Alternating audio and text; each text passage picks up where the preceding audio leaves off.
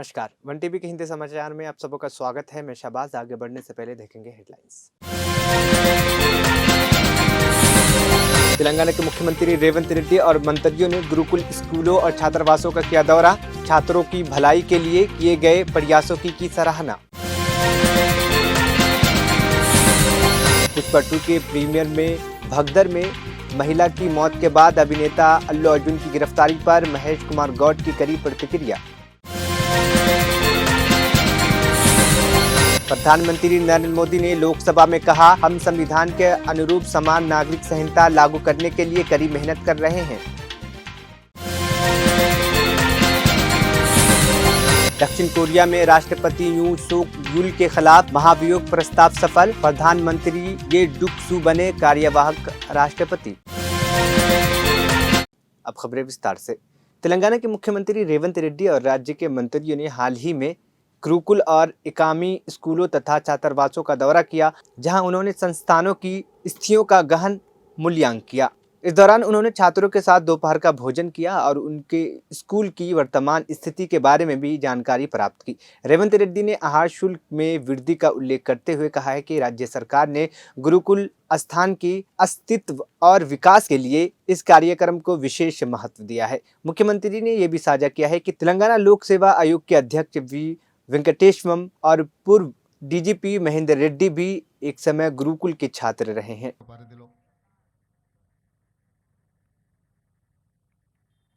चिल्कूर social welfare residential స్కూల్లో ఈరోజు చేవెళ్ళ శాసనసభ్యులు కాలేజ్ యాదయ్య గారి అధ్యక్షతన రాష్ట్ర స్థాయి కార్యక్రమాన్ని తీసుకొని ఈ కార్యక్రమంలో శాసన మండలి చీఫ్ విప్ పట్నం మహేందర్ రెడ్డి గారు, అదేవిధంగా శోభారాణి గారు, మధుసూదన్ రెడ్డి గారు, విద్యాశాఖకు సంబంధించిన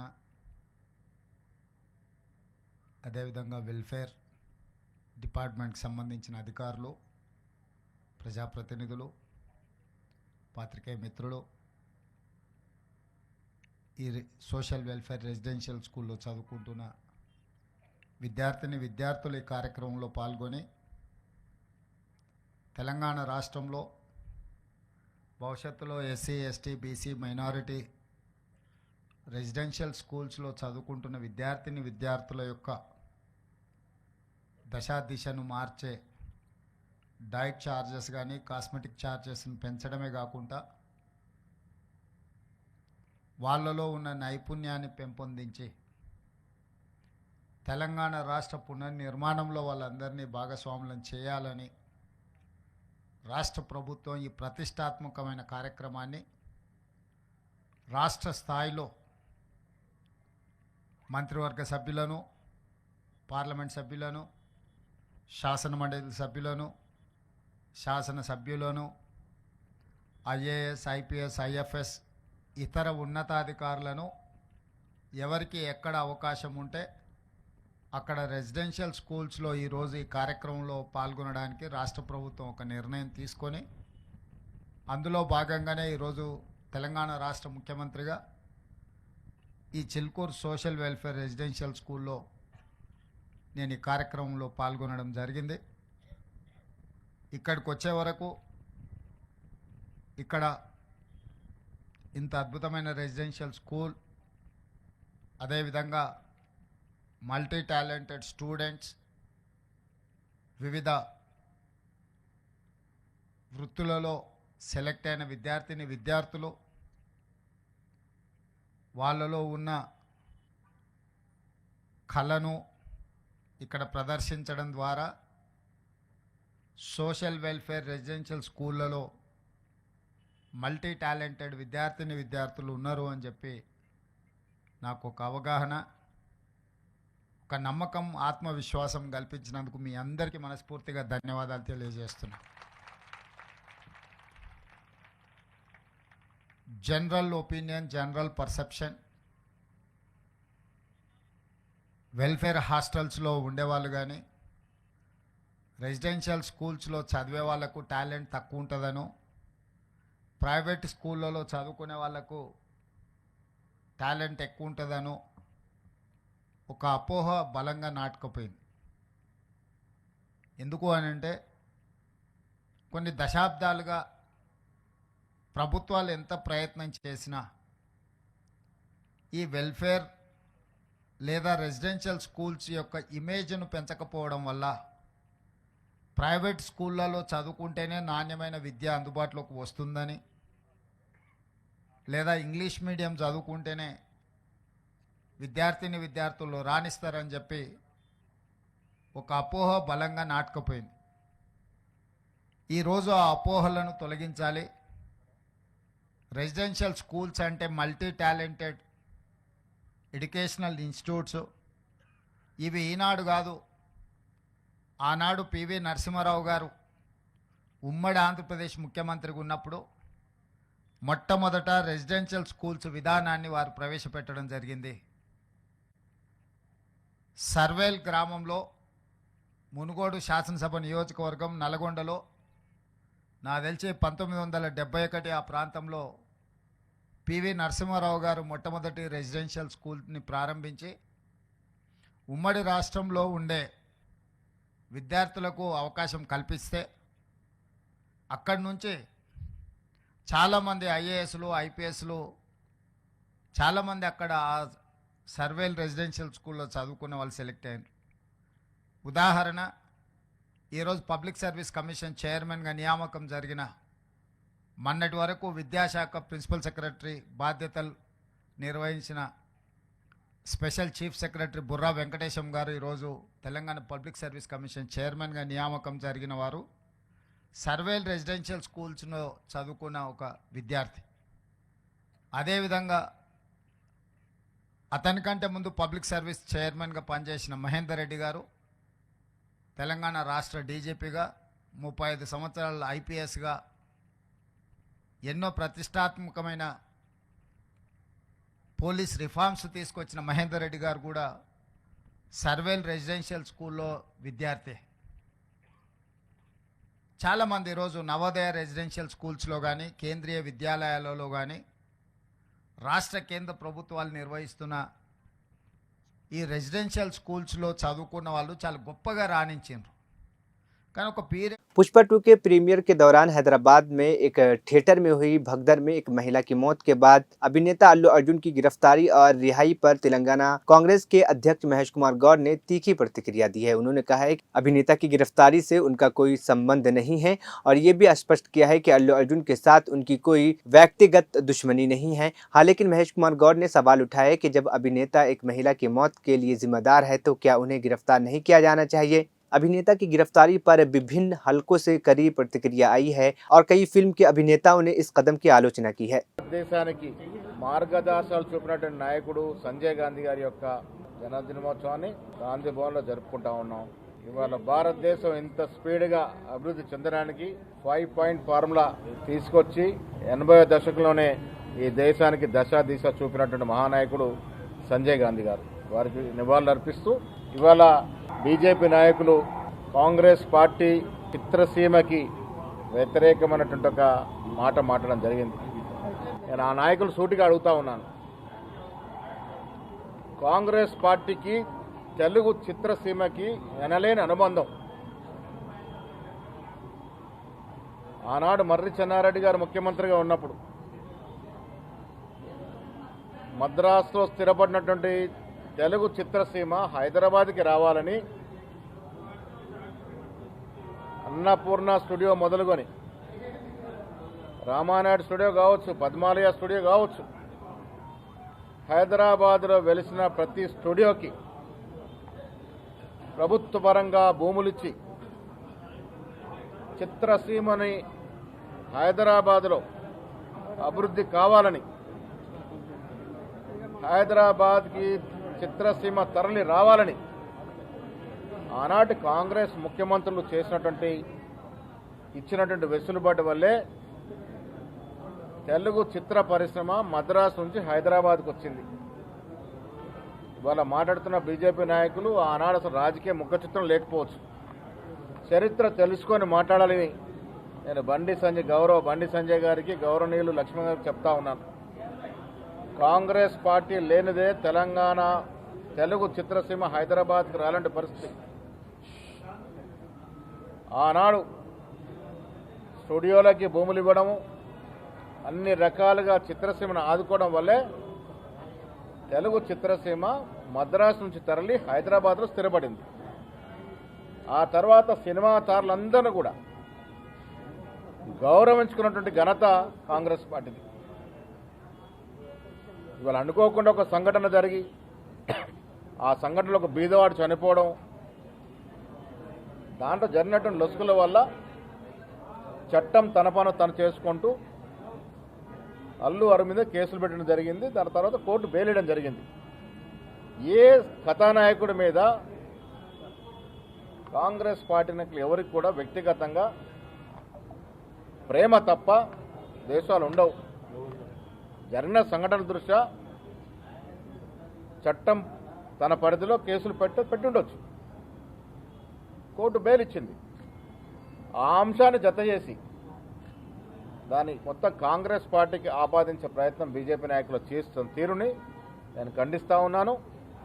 చిత్రసీమకి, తెలుగు చిత్రసీమకి కాంగ్రెస్ పార్టీకి ఎనలేని అనుబంధం ఉంది.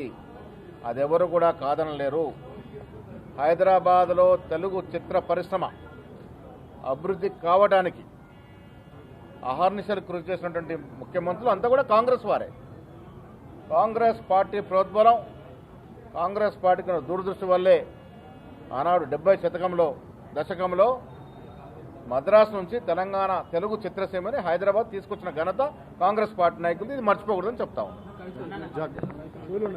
కవిత గారు రౌండ్ టేబుల్ కాన్ఫరెన్స్ అంటే ఇప్పుడు కవిత versus KTR versus Harish Rao versus Santosh రావు అట్లా నడుస్తూ ఉంది. ఎవరికి వారు రాజకీయ ముఖ చిత్రాలు ఉండాలి కాబట్టి ఏదో కార్యక్రమాలు చేస్తూ ఉన్నారు. కవితమ్మ మా సోదరిమని, నేను మిమ్మల్ని మీ ద్వారా వారిని అడుగుతా ఉన్నాను, राउंड टेबल कॉन्फ्रेंस ఏమని పెడతారు? नए साल के जश्न के दौरान शहर में कानून व्यवस्था बनाए रखने के लिए हैदराबाद पुलिस ने दिशा निर्देश जारी किए हैं और चेतावनी दी है कि इन नियमों का उल्लंघन करने पर सख्त कार्रवाई की जाएगी। पुलिस द्वारा जारी दिशा निर्देश के अनुसार आयोजकों को ये सुनिश्चित करना होगा कि सभी प्रतिभागी उचित कपड़े पहनकर आएंगे और नित्य शालीनता से किया जाएगा। इसके साथ ही आयोजनों में किसी भी प्रकार की अश्लील हरकतें या नग्नता के प्रदर्शन की अनुमति नहीं दी जाएगी। लोकसभा में भारत के संविधान की गौरवशाली यात्रा के 75वें वर्ष के विषय पर 2 दिवसीय बहस का जवाब देते हुए प्रधानमंत्री नरेंद्र मोदी ने कहा है कि हम संविधान के अनुरूप देश में समान नागरिक संहिता यानी यूनिफॉर्म सिविल कोड लागू करने के लिए पूरी मेहनत कर रहे हैं। यह कदम संविधान निर्माताओं और संविधान सभा के भावनाओं के अनुरूप है। प्रधानमंत्री ने आगे बताया कि संविधान सभा में समान नागरिक संहिता पर गहरी बहस हुई थी और बाबा साहब अम्बेडकर ने धर्म पर आधारित पर्सनल लॉ को समाप्त करने की आवश्यकता पर जोर दिया था। पीएम मोदी ने कांग्रेस पार्टी पर आरोप लगाते हुए कहा है कि वह संविधान निर्माताओं की भावनाओं का अनादर कर रहे हैं और संविधान को महज एक राजनीतिक उपकरण के रूप में उपयोग कर रहे हैं। उन्होंने आरोप लगाते हुए ये भी कहा है कि कांग्रेस ने संविधान में संशोधनों की एक श्रृंखला शुरू की थी, जिसके तहत पिछले 75 वर्षों में 75 बार संविधान में बदलाव किए गए हैं। राजर्षि पुरुषोत्तम दास टंडन जी, मैं संविधान सभा के अंदर हुई चर्चा का उल्लेख कर रहा हूं। उन्होंने कहा था, सदियों के बाद हमारे देश में एक बार फिर ऐसी बैठक बुलाई गई है, यह हमारे मन में अपने गौरवशाली अतीत की याद दिलाती है।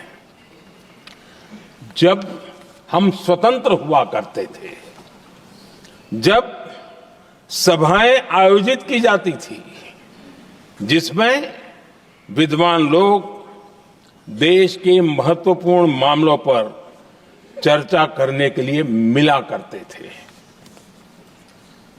दूसरा कोट में पढ़ रहा हूं डॉक्टर राधाकृष्णन जी का। वे भी इस संविधान सभा के सदस्य थे। उन्होंने कहा था, इस महान राष्ट्र के लिए गणतांत्रिक व्यवस्था नई नहीं है, हमारे यहां ये इतिहास के शुरुआत से ही है।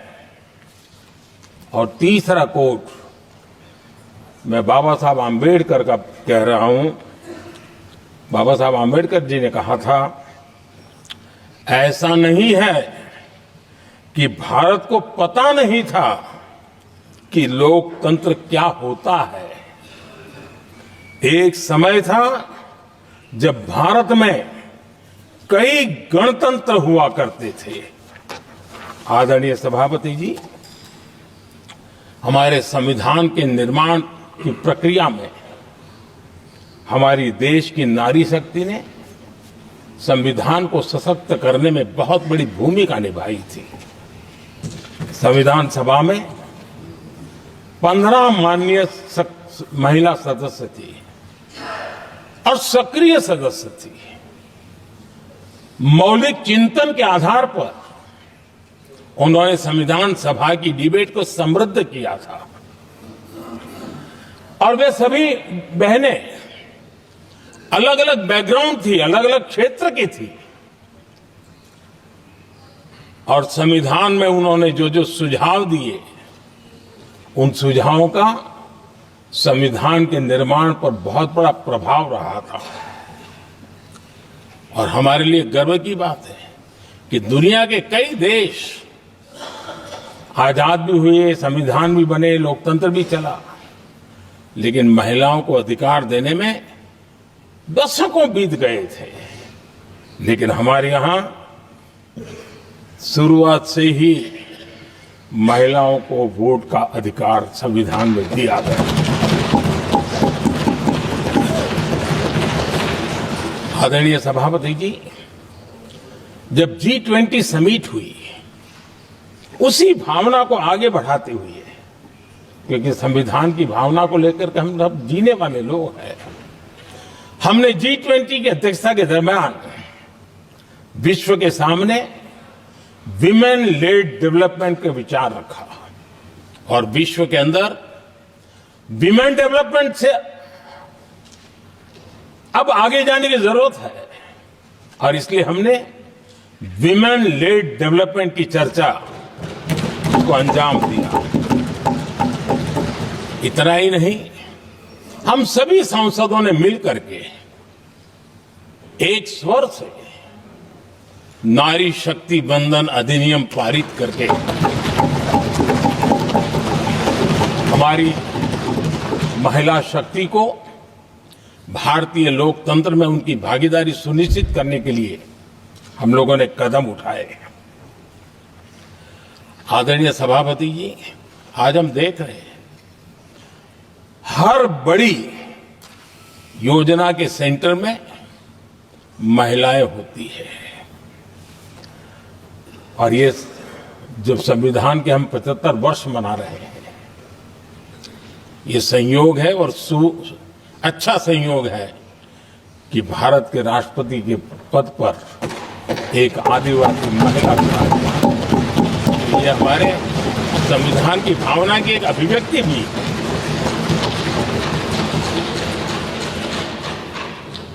आदरणीय सभापति जी, इस सदन में भी लगातार हमारे महिला सांसदों की संख्या बढ़ रही है, उनका योगदान भी बढ़ रहा है।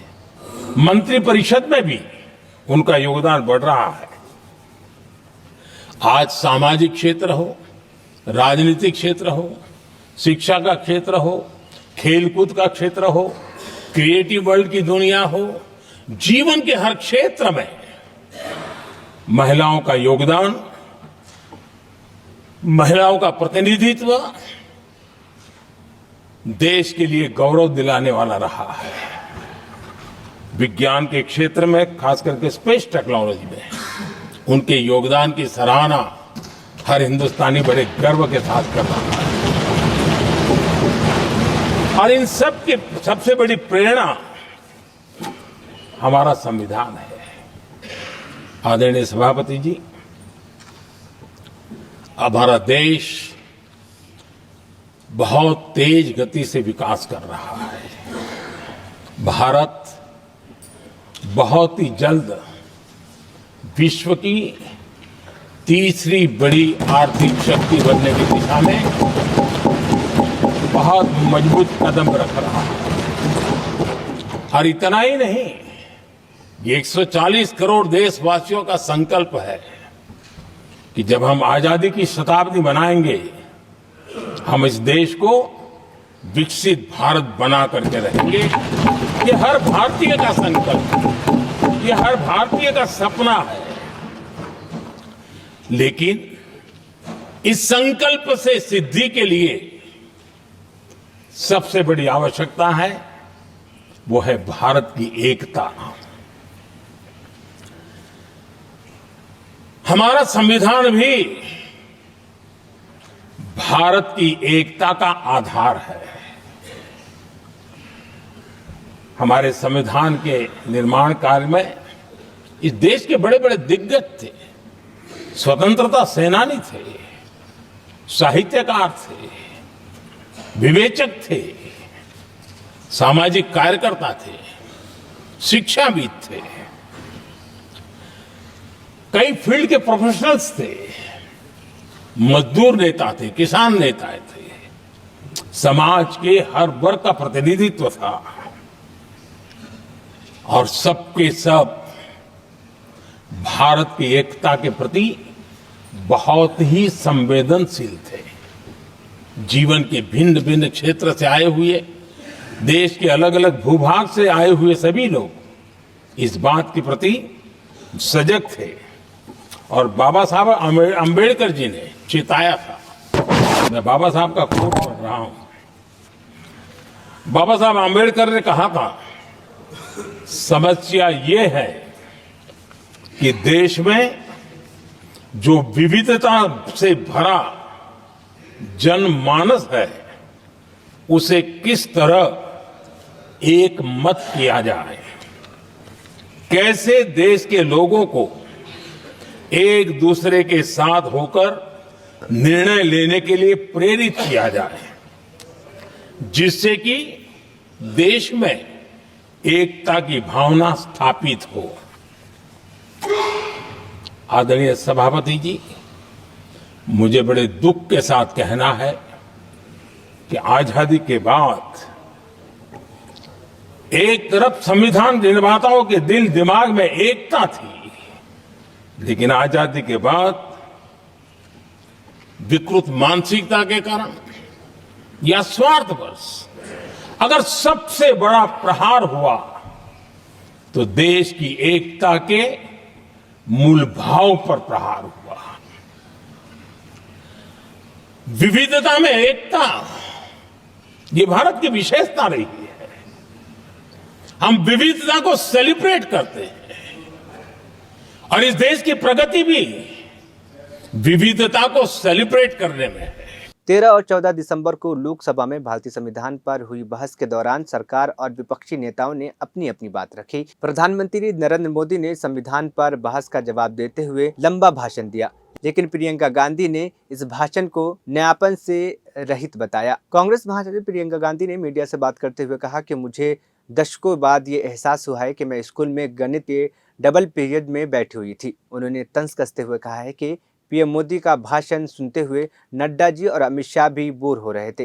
प्रियंका गांधी ने कहा है कि नड्डा जी भी हाथ हिला रहे थे और जब मोदी ने उनके तरफ देखा तो वह अचानक ऐसा कहने लगे जैसा कि वो कह रहे हो कि मैं सुन रहा हूँ। प्रधानमंत्री जी ने एक नई चीज नहीं बोली, गौर कर दिया पूरी तरह से। मुझे बहुत दशकों बाद ये एहसास हुआ कि मैं वो जो स्कूल में जो मैथ का डबल पीरियड होता था ना, कि मैं उसमें बैठी और उसमें वो नड्डा जी भी ऐसे हाथ मल रहे थे। फिर मोदी जी ने उनकी तरफ देखा तो अचानक वो ऐसे लगने एक्टिंग करने लग गई कि मैं सुन रहा हूँ। अमित शाह जी यूं यूं अपना सर छू रहे थे। पीयूष गोयल जी भी पीछे ऐसे लग रहे थे कि सोने वाले हैं। तो मेरे लिए तो एक नया एहसास था। मैंने सोचा था प्रधानमंत्री जी कुछ नया बोलेंगे, कुछ अच्छा बोलेंगे। उनके खोखले 11 संकल्प, अगर भ्रष्टाचार के प्रति जीरो टॉलरेंस है तो अडानी पे बहस तो कर। अतुल सुभाष आत्महत्या केस में पुलिस ने कड़ी कार्रवाई कसते हुए अतुल की भगौरी पत्नी निकिता को गुरुग्राम से गिरफ्तार कर लिया है, जबकि अतुल के साले और सास को भी प्रयागराज से गिरफ्तार कर लिया गया है। इन सभी के खिलाफ आत्महत्या के लिए उकसाने का मामला दर्ज किया गया है। पुलिस ने बताया कि तीनों आरोपियों को बेंगलुरु लाया गया है और मजिस्ट्रेट के सामने पेश किया जाएगा, जहां अदालत ने उन्हें 14 दिनों की न्यायिक हिरासत में भेज दिया है। निकिता का चाचा सुशील अभी भी पुलिस के पकड़ से बाहर है। पहाड़ों पर हो रही बर्फबारी के कारण उत्तर भारत में शीतलहर ने अपना प्रभाव दिखाना शुरू कर दिया है, जिससे दिल्ली, उत्तर प्रदेश, राजस्थान और मध्य प्रदेश में ठंड में जबरदस्त इजाफा हो रहा है। मौसम विभाग के अनुसार आने वाले दिनों में घना कोहरा भी देखने को मिल सकता है। उत्तर प्रदेश के कई जिलों में तापमान 3 डिग्री तक पहुंच चुका है, जबकि दिल्ली में शनिवार को न्यूनतम तापमान 4 डिग्री दर्ज किया गया। मौसम विभाग का कहना है कि शीतलहर का प्रभाव जारी रहेगा और पहाड़ों पर और बर्फबारी हो सकती है, जिससे तापमान में और गिरावट आ सकती है। इसके अलावा दक्षिण भारत के राज्यों में हल्की मध्यम से बारिश की भी संभावना जताई गई है। दक्षिण कोरिया के राष्ट्रपति यून सोक यूल के खिलाफ संसद में महाभियोग प्रस्ताव सफल हो गया है, जिसके परिणाम स्वरूप उन्हें निलंबित कर दिया गया है और प्रधानमंत्री ये डुक सू को कार्यवाहक राष्ट्रपति नियुक्त किया गया है। विदेशी समाचार एजेंसी के अनुसार संसद में हुई वोटिंग में महाभियोग प्रस्ताव के पक्ष में 204 वोट पड़े, जबकि 85 सदस्यों ने इसके खिलाफ वोट दिया और 3 सदस्य अनुपस्थित रहे। इस प्रस्ताव को पारित करने के लिए 200 वोटों की आवश्यकता थी, जबकि पिछले सप्ताह प्रस्ताव में केवल 195 वोट मिले थे। आखिर में हेडलाइंस फिर। तेलंगाना के मुख्यमंत्री रेवंत रेड्डी और मंत्रियों ने गुरुकुल स्कूलों और छात्रावासों का किया दौरा, छात्रों की भलाई के लिए किए गए प्रयासों की सराहना। पुष्पा 2 के प्रीमियर में भगदड़ में महिला की मौत के बाद अभिनेता अल्लू अर्जुन की गिरफ्तारी पर महेश कुमार गौड की कड़ी प्रतिक्रिया। प्रधानमंत्री नरेंद्र मोदी ने लोकसभा में कहा, हम संविधान के अनुरूप समान नागरिक संहिता लागू करने के लिए कड़ी मेहनत कर रहे हैं। दक्षिण कोरिया में राष्ट्रपति यून सोक यूल के खिलाफ महाभियोग प्रस्ताव सफल, प्रधानमंत्री ये डुक सू बने कार्यवाहक राष्ट्रपति। 1TV हिंदी समाचार यहीं पे खत्म हुआ। मुझे दीजिए इजाजत, फिर होगी कल मुलाकात।